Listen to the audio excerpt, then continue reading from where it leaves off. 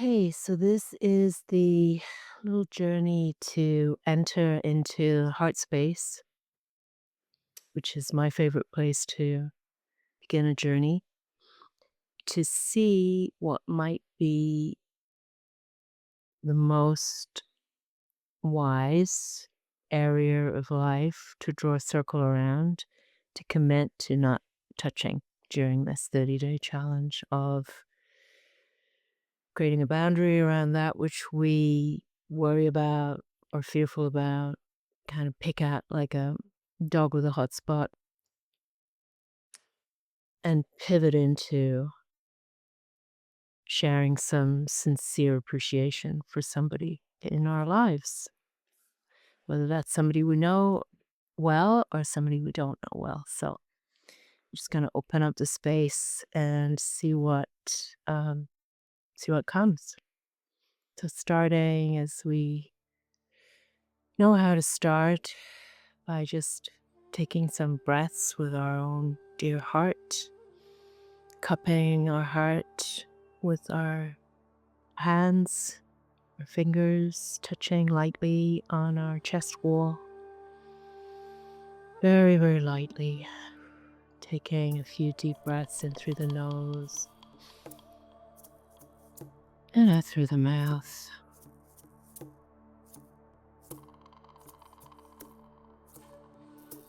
Couple of repetitions of that kind of breathing to settle the nervous system.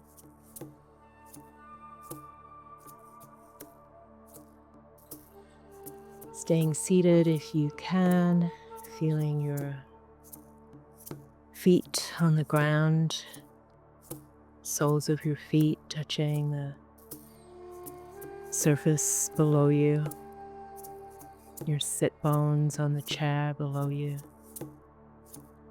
Feeling that support from whatever is supporting you as you touch into your own heart. You can gently feel your light fingers growing into your chest cavity and curling around your heart, holding your heart as a sacred organ of wisdom, intelligence, honoring our heart for its own way of creating, listening, interpreting, and sharing wisdom. All day and every day, it's signaling. It has its own incredible resonance, its own field of awareness. As we move through this shift on our planet, we're wanting to balance the field of the mind and the field of the heart, so that it's more of a non-hierarchical relationship. You can also bring in the gut field, the gut brain. Also has its own wisdom, its own vast instinct, its own snake-like capacity to go belly to belly with the earth, listen to the vibrations in a room, listen to the vibration of another human or an animal or a forest. So calling in those three power centers in our body, mind, heart, gut, the three brains that we live with. These fields of resonance that create our greater field of resonance. Really knowing at a deeper level that resonance is probably the most important thing we can cultivate at the moment. And part of creating a good high-frequency resonance is retraining our brain to pivot out of obsession, out of hyperfocus, over management of details, over strategizing, all of the things the ego will tell us are needed in order to stay safe, but really safety to the ego is simply do not change, do not pass go. That's its one investment.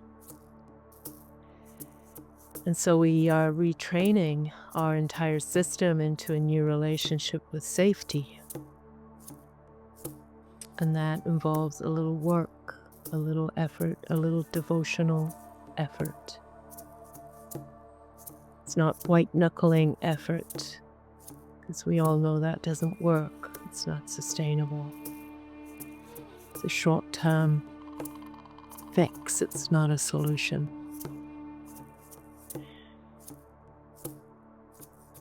And so, as you're holding your heart, listening to that information, just notice what that brings up for you.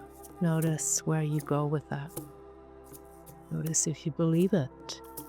Notice if a part of you is fighting it, not wanting to believe it, arguing for your old ways of being with safety and what creates safety. Just notice, nothing to fix, nothing to change, nothing to shame ourselves about.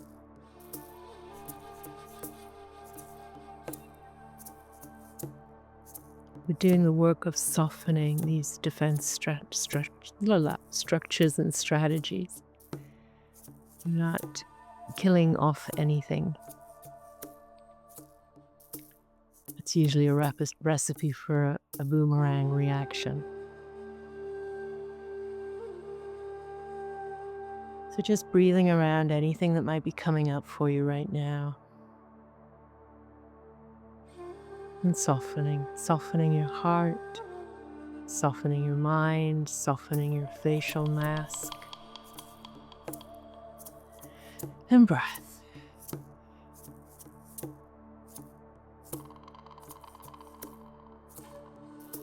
Letting your shoulders drop, throat open, your belly soften.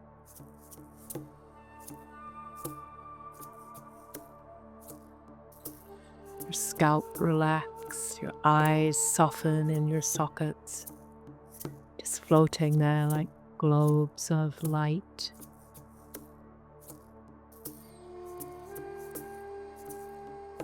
And the aqueous fluid of your eye sockets. See if you can really feel them floating. You're letting any yawns occur, welcoming the yawn as a sign your system is resetting to rest and digest.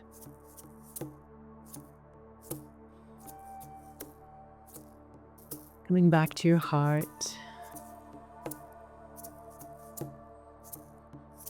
holding your heart,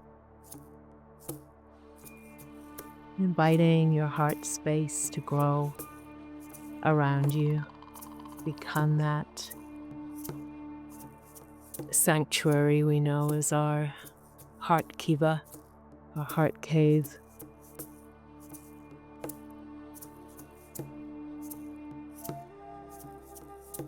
Tending to the fire in your heart cave.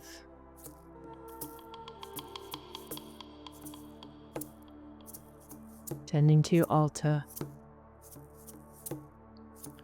And taking a seat next to the fire. Just being with the fire, being with Tatawari, gazing. If you have a sincere appreciation for Grandfather Fire, you can offer it out loud.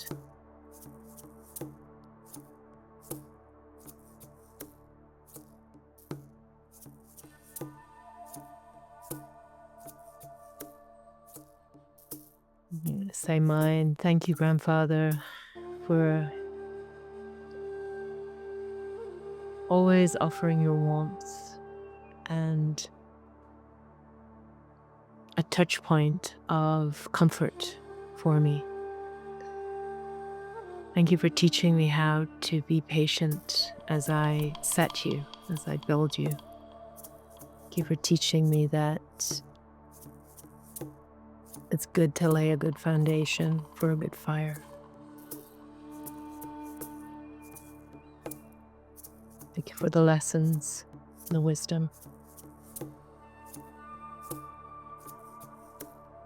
And my appreciation, that's my thank you. My appreciation is I love, love, love how you show me images in the coals of the fire. That's one of my greatest treats with the fire, is to watch the faces and shapes and different animals and fire spirits that appear in the fire as the fire gets hotter and the coals begin to glow.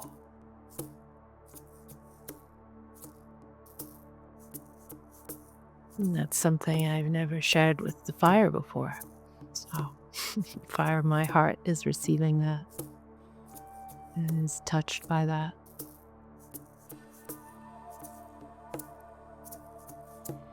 And breath.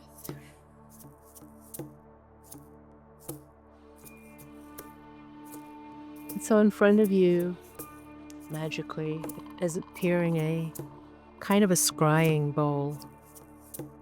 It's the month of Samhain and Halloween this month, so feeling a little witchy in my countenance.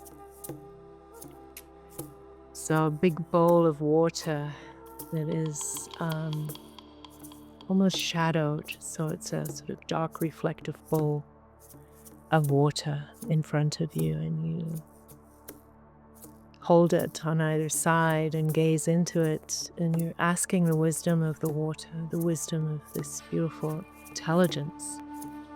She is known by the name of water, but it is also she who brings life to all things. And asking the water to show you a map of your life right now, however that looks, you can show you the circle of the bowl can be the circle that appears on your paper. Just ask to be shown that word, that thing in the center of the bowl.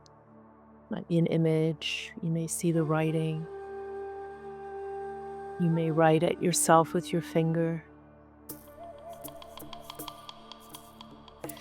Ask to be shown what it is that you're going to create a boundary around for these next 30 days.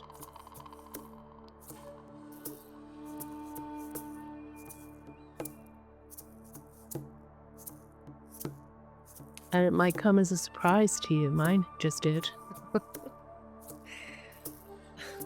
Wasn't expecting that.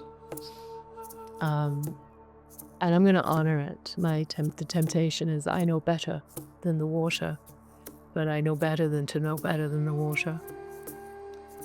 So I'm going to go with that, and I'm going to draw a circle around it and invite you to draw a circle around it into the water, into the water.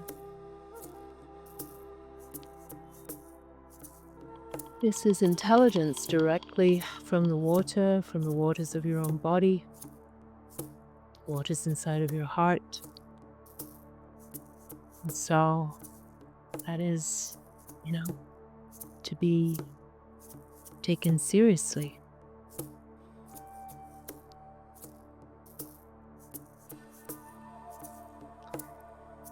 And so thanking the water, you can move the scrying bowl aside if you like. If you have plants inside of your heart cave, you can water the plants with that water. Maybe there's a tree in there somewhere. There's a tree in mine, so I'm going to water that. It's my scrying water. And that's it, the two tools that we're going to be using. And the third is to, after you've pivoted into sincere appreciation about something or someone, or an animal that you might meet in the forest. I met a couple of deer yesterday, and that's always a treat. Come across deer, Tayumari, deer spirit in the forest.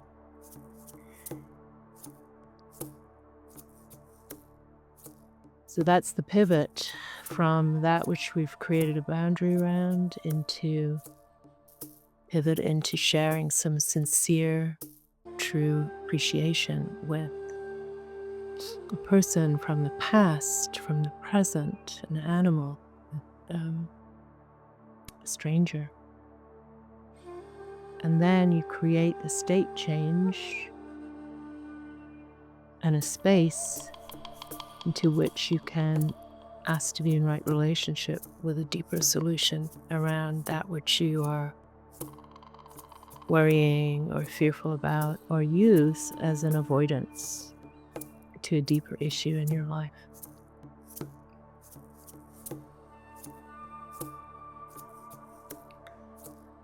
So giving thanks to your heart, the wisdom of the water, the beauty of the fire. And releasing that now by inviting your heart space to get smaller and smaller and smaller. Thanking. Taking a breath. Making sure that any entry point is, nicely, we're not closing down our heart, but we're making sure that that's not, a super highway for anything and everything to step into. So I like to do double-handed hold to close that properly. And breath. And then if you can, find your paper, draw your circle, put the thing in, draw the circle around that, and off we go. All right. Lots of love and beauty for your life. See you next time. Do a little deeper dive into I don't know what yet.